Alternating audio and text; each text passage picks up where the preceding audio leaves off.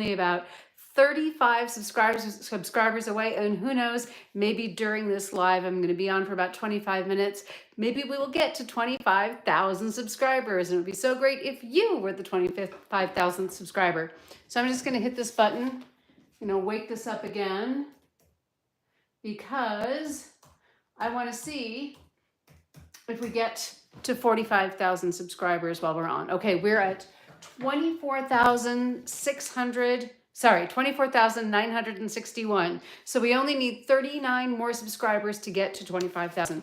But in the meantime, I'm going to talk about, oops, I did it again. So I'm sugar-free, keto, sometimes carnivore. And once again, I got into something canned and paid horrible consequences. So I was a personal trainer, turbulence trainer, certified fitness nutrition specialist for years, and I know better. Always check the can. So I was doing really well, eating right and not having any cravings, not having any bloating, not any joint pain.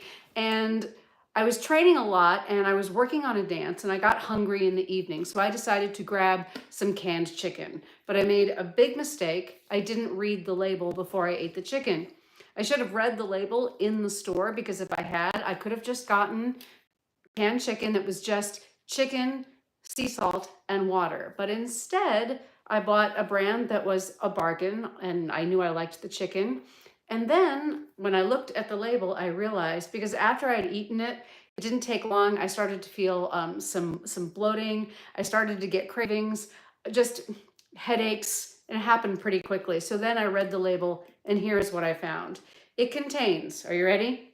Chicken breast meat, water, seasoning, which was salt, modified food starch. Yes, modified food starch. Sodium phosphates, chicken broth, and natural flavors. So the biggest thing that jumps right out at me, which is so foolish, and I should have known better.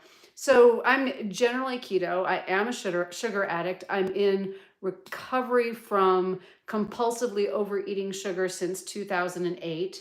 And I know that starch is the same problem, that starch is going to just break down, is going to turn into glucose.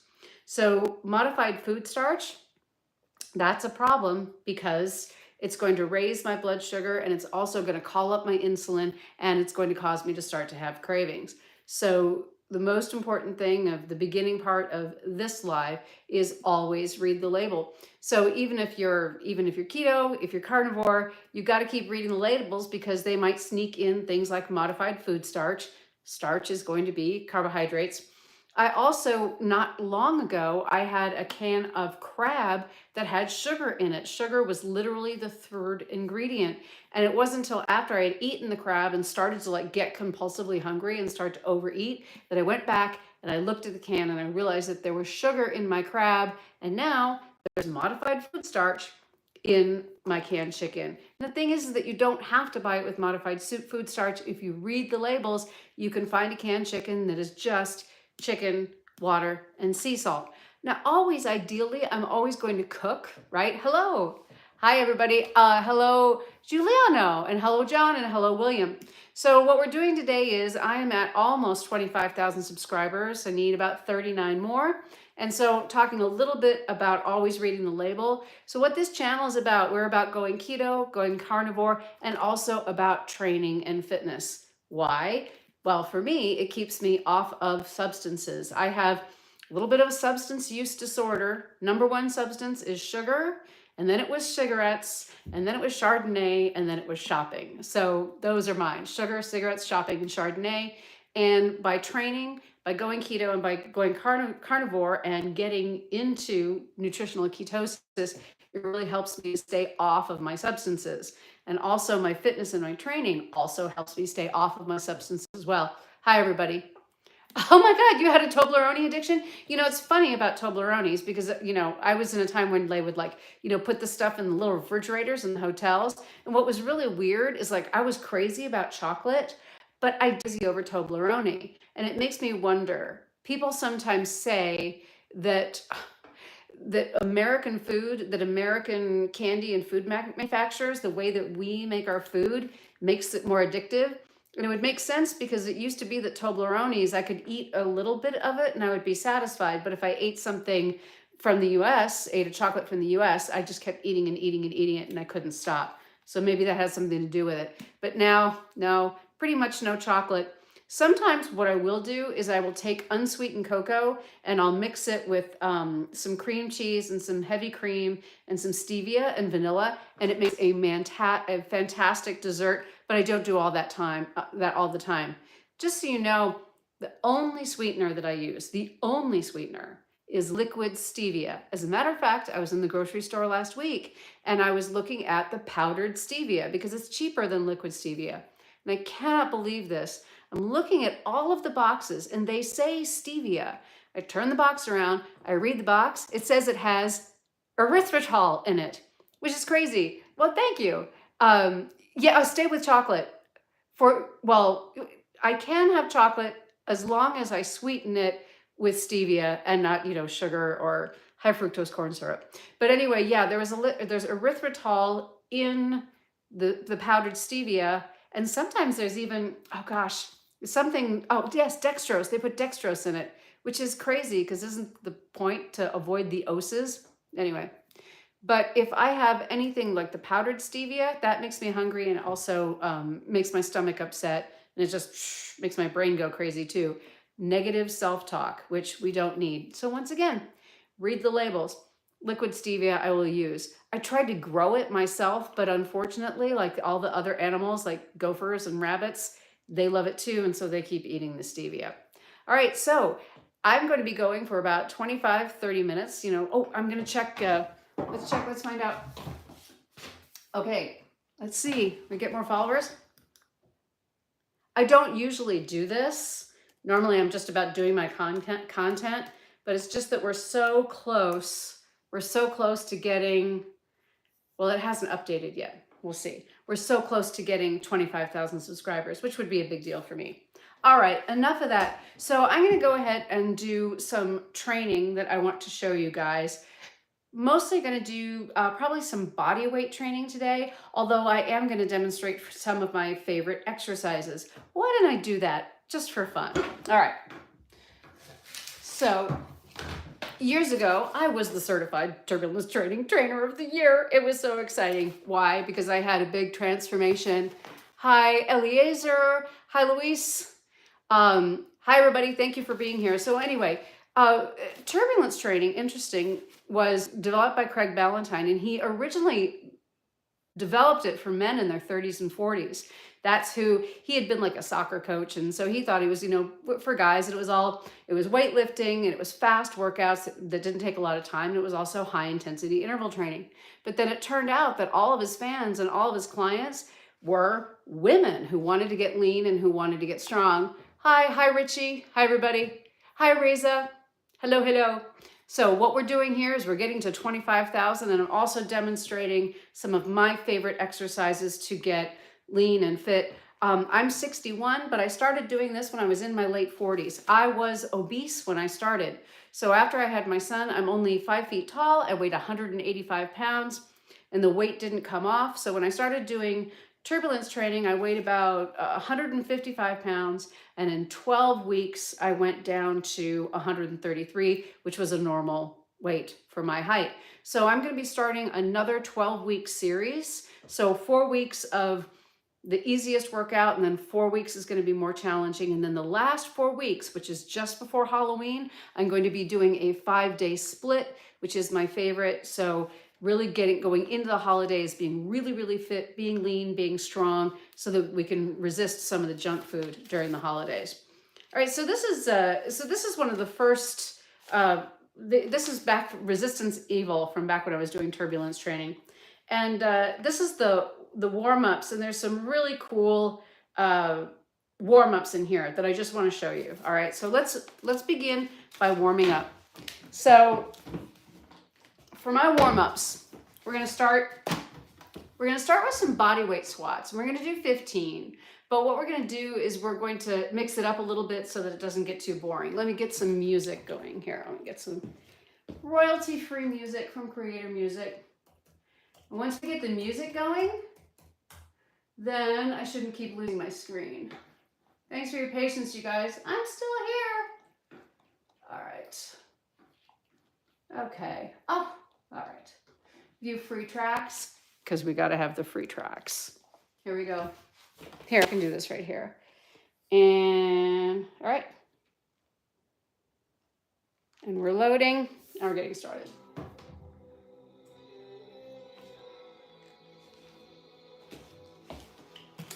Okay, starting the warm-up.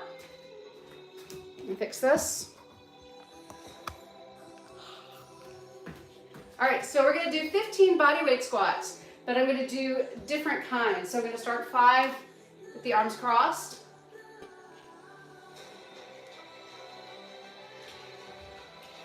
These are Y squats. Here we go. Y squat, because it's good for you.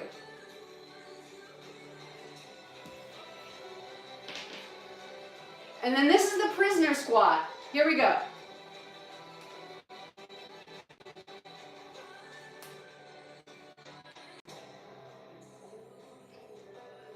All right, now, the next thing, let's see who's here. Oh, thank you. Here we go. Hi, Reza. Hi, everybody. So the next thing we're gonna do is arm crosses. A lot of times people don't warm up their arms and their shoulders, but I want you to open your arms and shoulders, and you do it like this. Ready? Cross and open. We're gonna do 12 of those. 7, 6, 5, 4, 3, 2, and 1. Now we're gonna do the stick-ups. And this is to open up the shoulders again. Gotta warm up, people. Keep the body safe. I have to let my dog out. 3 warm-ups, there's more. Stay with me.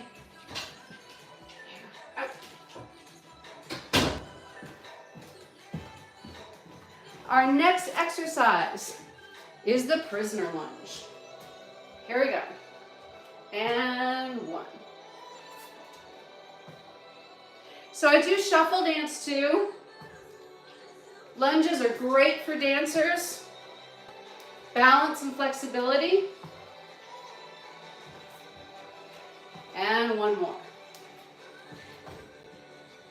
All right. So elevated push-ups. I'll show you how those are done. To do an elevated push-up, you need a bar.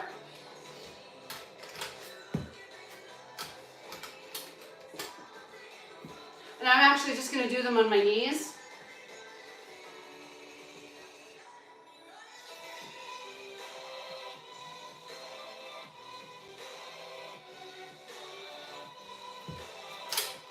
There's your elevated push-up. Next, leg swings for balance. You can put one hand on the wall, but I try to just be balanced. Abs are tight. There's 8, other side, here we go.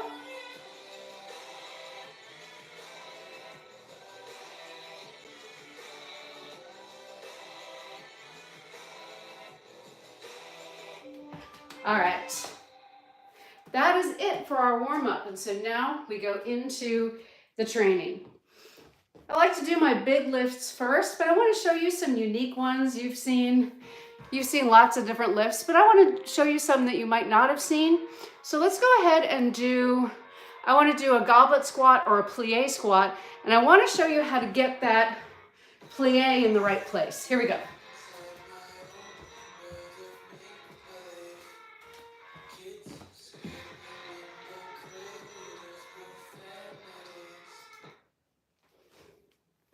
That music was a little dark. Let's try this.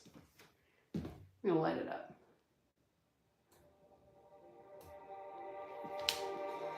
That should work. Okay.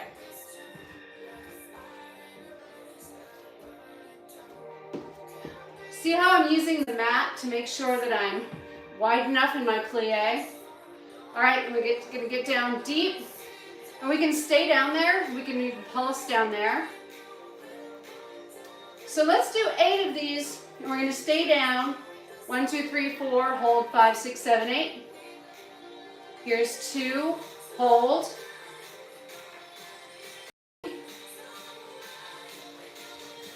And 4,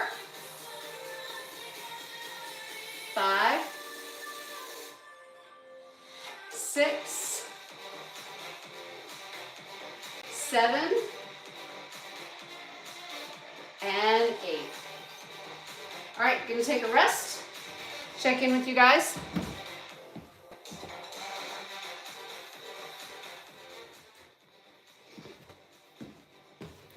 All right, so anybody on here train, like to lift? All right.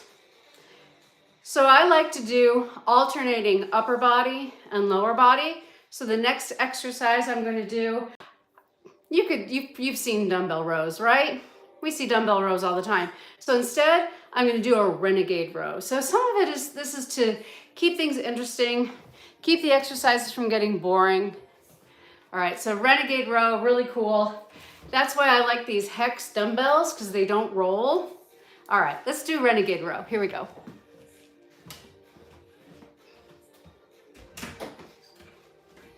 Tens, not too heavy. Okay, so I'm gonna be in a push-up position, and then I'm gonna row. 2, 3, 4. Gotta try to keep my butt down. 5, 6, 7, 8, 9, 10, butt down, 11, and 12. Oh my goodness. Woohoo! Gives you very strong grip too. All right.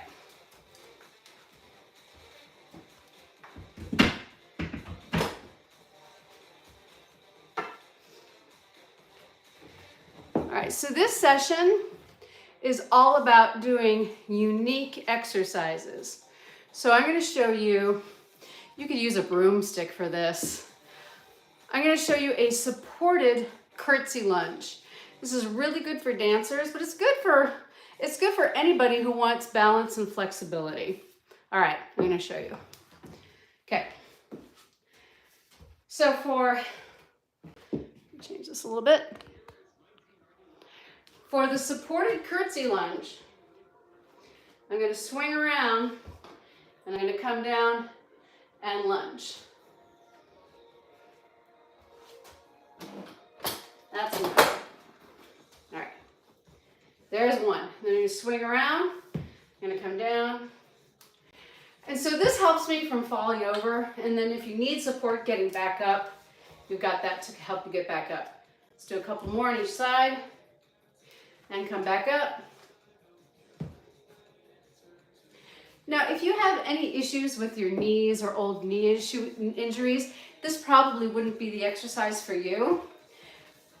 But another good single leg exercise, if your knees don't like the curtsy lunge, is the T-bend. I'm going to bend and extend. Bend, whoops. And you can use dumbbells for this or a barbell. And come up. And come up. And now the other side. 1, 2, 3, 4, 5, 6, 7. Whoa, a little bit of balance there. And 8. Next exercise. So we've done an upper and a lower, and then an upper, and then another lower. So I'm going to show you my absolute favorite upper body exercise, which is the butterfly raise. But first, some water.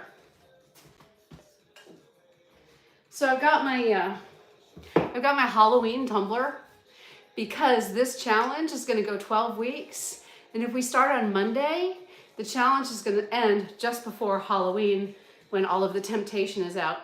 So see, it's got little ghosts and little witches on it. Pretty cute. It's pink. I love pink, as you can tell. Okay, let's see that butterfly raise. All right. And then after the butterfly raise, we're going to check the numbers, see if we're getting closer to 25,000.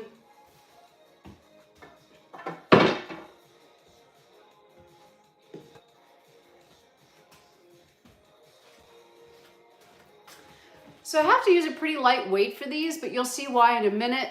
Pretty big range of motion, okay?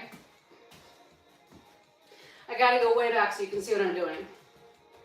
So we're going all the way up and to the top. There we go. And 2.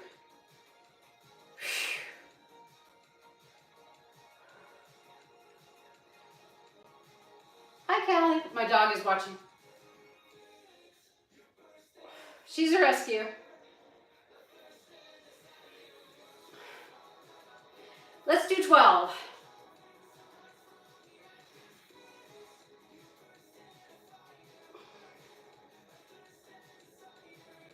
Whew.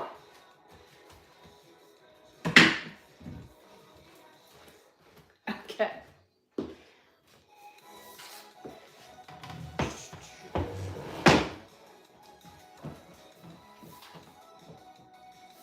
Electro pop.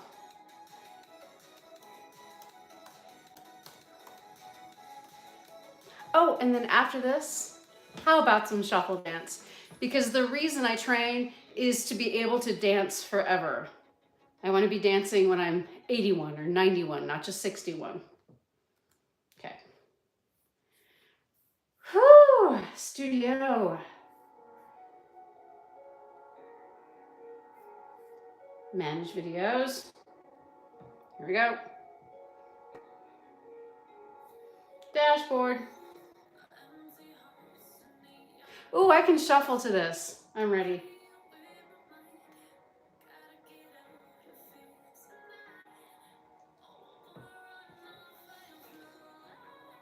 Hey, thank you guys. Oh my gosh. We're at 24,971. Woohoo! Only 29 left to go. All right, how about some shuffle, okay? Any shuffle dancers out there? We're gonna find out. Saying hi to everybody.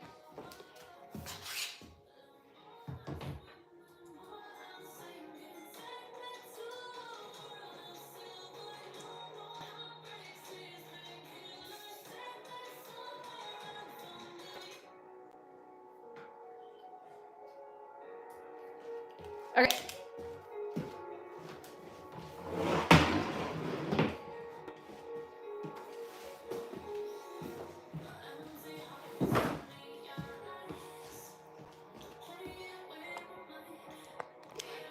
Here we go with some shuffle. We're gonna start with the low and easy ones. Okay, here we go. V-step, sometimes called toe heel, and T. And other way.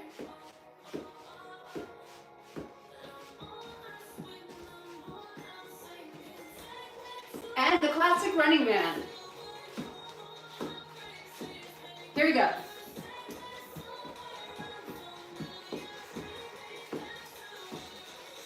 And D&D.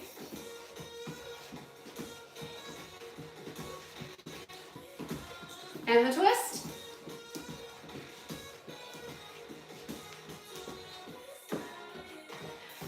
So next I'm going to show you a little bit of toe tapping. Heel and toe. These. 5, 6, 7, 8.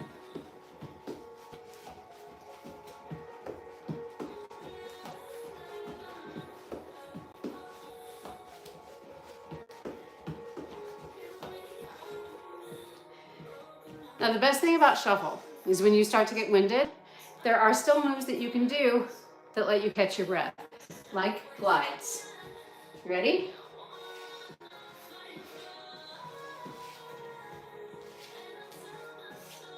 And in the other direction.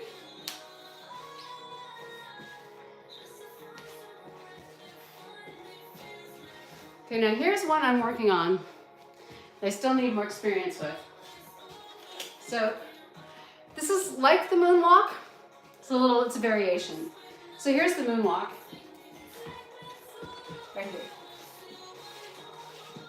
But on this one, you come back on the toe. More practice.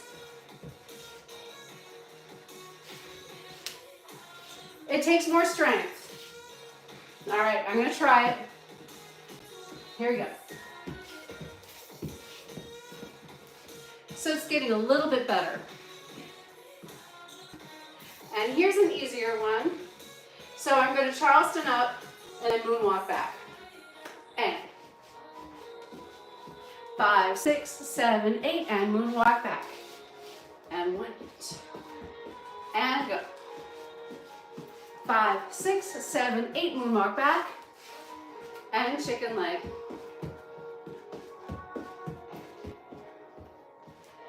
So one of the easiest and funnest to do is your chicken leg, right here. So you've got toe, heel, and then toe, heel, toe, heel.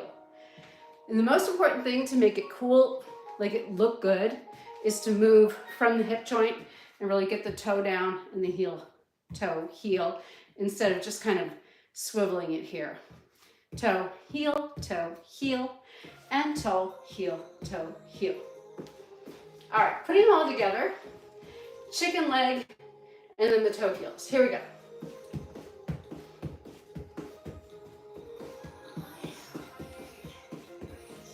One, two, three, and 1, 2, 3. And you have the flannel, kind of works with you. All right, so let's put those together. So we're going to Charleston up, we're going to moonwalk back, and then we're going to do our chicken leg. Putting them all together. Getting a beat? 5, 6. 5, 6, 7, 8.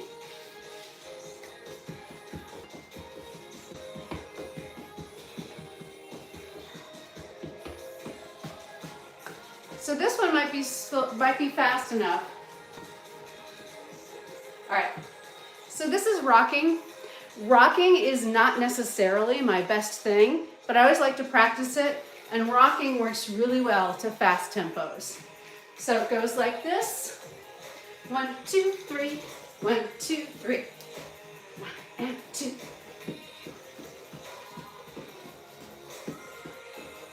So you've got a touch, a touch, a touch, and a running man, and a touch, a touch, a touch, and a running man. All right, here we go. 1, 2, 3, 4.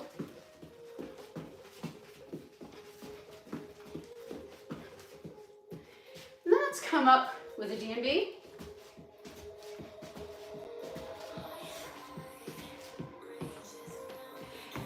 So another thing that you can do that's a little bit more low intensity but is still a lot of fun, and it's kind of a shuffle move, is the crip walk moves. So a lot of the steps in the crip walk are similar to shuffle, but done with more cool, a little bit lower intensity, but still really cool, like this.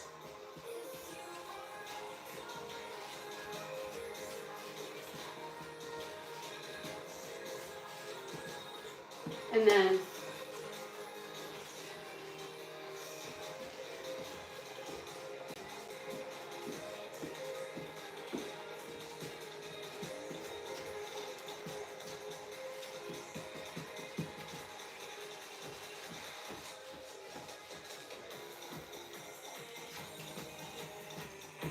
all right, one more time. Ready for a numbers check. Fingers crossed. Whatever we get, I'm grateful. Here we go. Channel dashboard.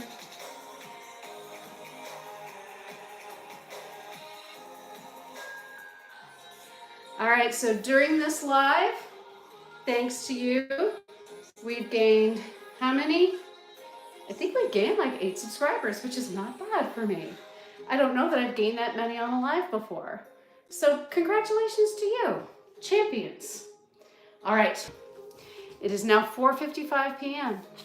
California time, And dinner time for my 3 Australian Shepherds is 5 p.m. So I'm going to start wrapping up. So here's what's going to be happening. So starting on Monday, I'm going to be doing a 12-week resilience and strength challenge. And so for the first 4 weeks, we're going to be doing my 9 lifts for insulin sensitivity. So you just do 9 lifts, you do each lift 1 time and you're done. And then, volume. And then the next 4 weeks, we're going to be doing classic turbulence training style, body weight warm up, and then we're going to be doing 6 different lifts, and we're going to be doing 3 sets of 8. So very, very kind of traditional weightlifting transformation training. But then for the final 4 weeks, we're going to be doing my 5-day split, which is my absolute favorite. And so my goal is, it's not so much about getting skinny anymore. Being 61, it takes a little bit more work to stay strong. So it's more about staying strong and staying in all of my clothes, even the ones in the back of the closet. So the last 4 weeks are going to be the 5-day split.